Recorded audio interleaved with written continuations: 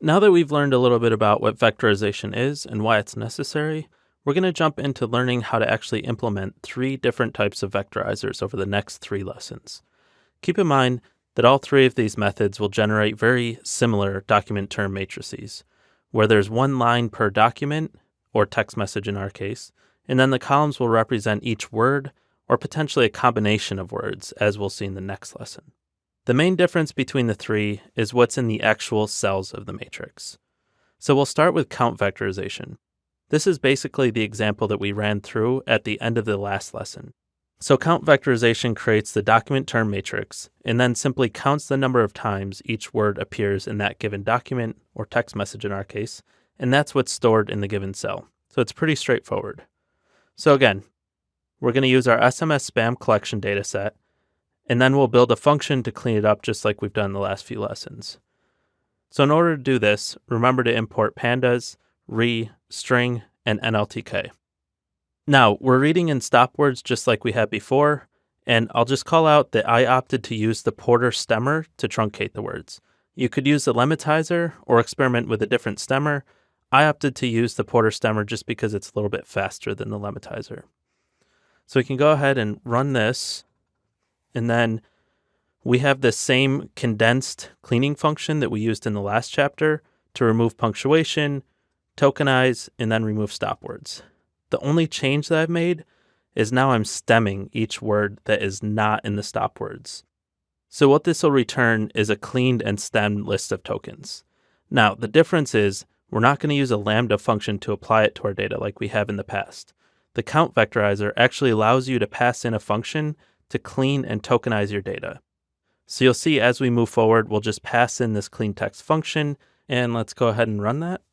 It'll do the cleaning, the tokenization, and the vectorization all in one step.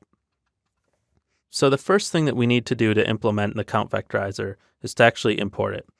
So that's stored in sklearn feature extraction text. So we'll say from sklearn feature extraction text, import count vectorizer. For sklearn objects, the first thing we always need to do is instantiate that object and define our parameters. So we're going to store it in count vect, and we'll call the count vectorizer.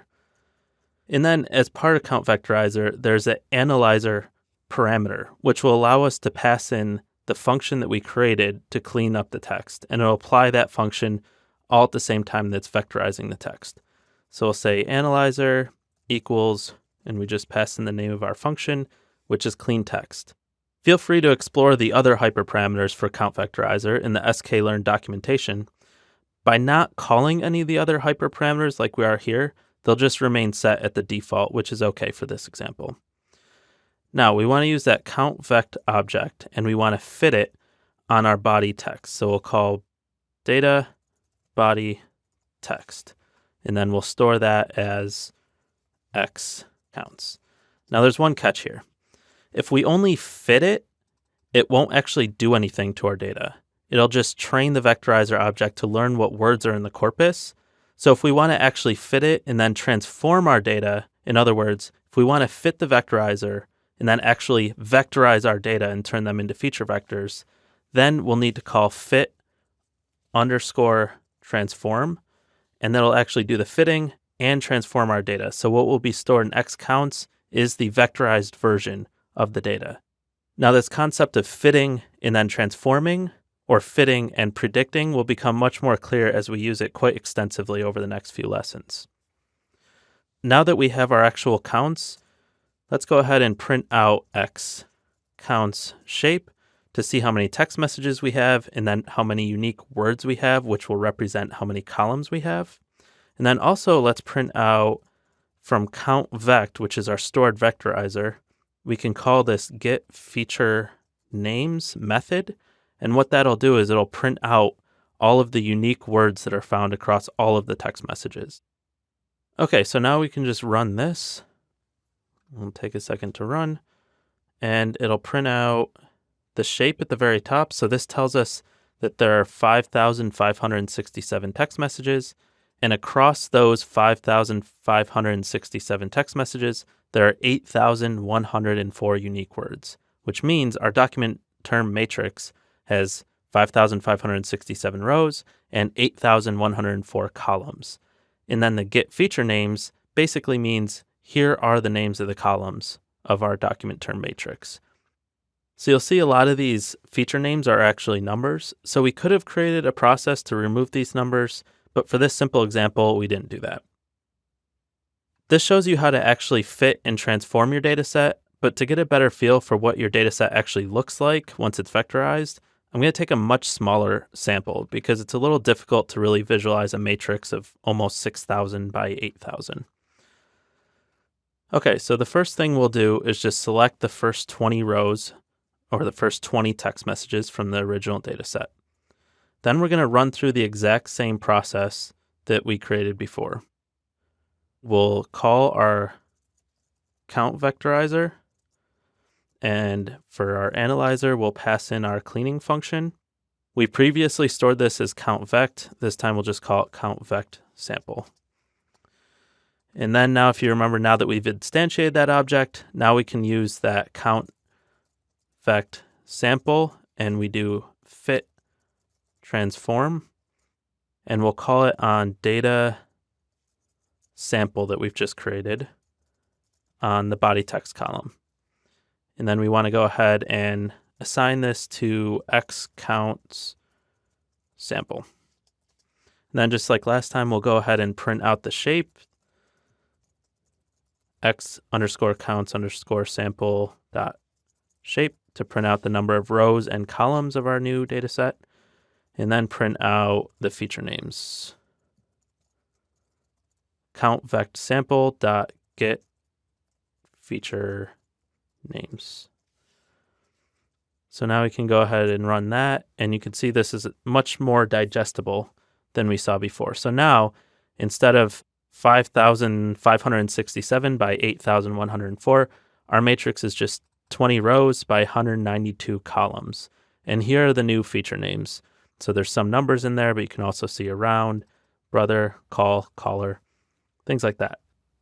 One thing that I want to note is that the raw data output of the count vectorizer is what's called a sparse matrix. So what is a sparse matrix?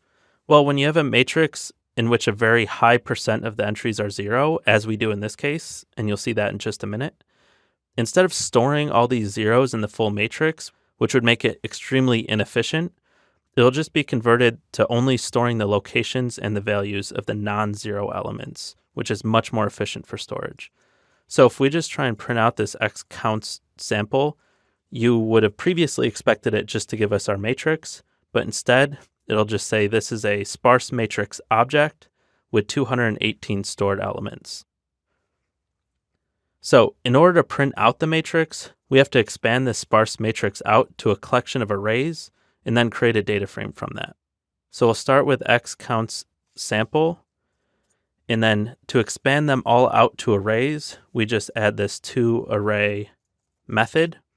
And so now for each row, instead of storing just the non-zero elements, it adds those zeros back in there. So now we have a full array that is 192 entries long.